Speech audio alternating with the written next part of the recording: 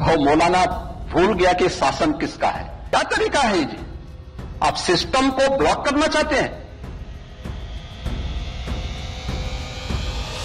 उत्तर प्रदेश के कई जिलों में बीते कई दिनों से अशांति का माहौल है, जिसे लेकर मुख्यमंत्री योगी आदित्यनाथ ने सख्त रुख अपनाया है। उन्होंने साफ शब्दों में कहा है कि राज्य में कानून का राज है और कोई भी व्यक्ति ये ना भूले कि शासन किसका है। सीएम योगी आदित्यनाथ ने एक बयान दिया और कहा कि एक मौलाना ये भूल बैठा है कि सत्ता किसके हाथ में है। उसे ये गलतफहमी हो गई थी कि धमकियों से व्यवस्था को बाधित किया जा सकता है, लेकिन हमने स्पष्ट कर दिया कि ना तो कोई कर्फ्यू लगेगा और ना ही कोई रास्ता रोका जाएगा।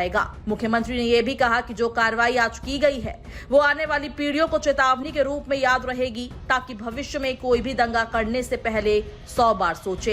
हो मौलाना भूल गया कि शासन किसका है। वो ये मानता था धमकी देंगे और हम जबरदस्ती जाम कर देंगे।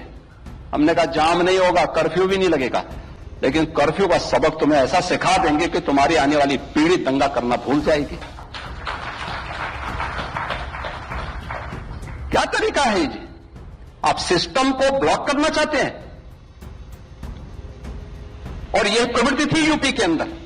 17 के पहले यही होता था और हम इसी बात को कह सकते हैं कि 17 के बाद हमने किया, लेकिन ऐसे बैरियर को चुन चुन करके वे जिस प्रकार की भाषा को समझते थे उस प्रकार की भाषा से उनको समझा करके उसको उसकी सजा दिलाने का काम भी किया है।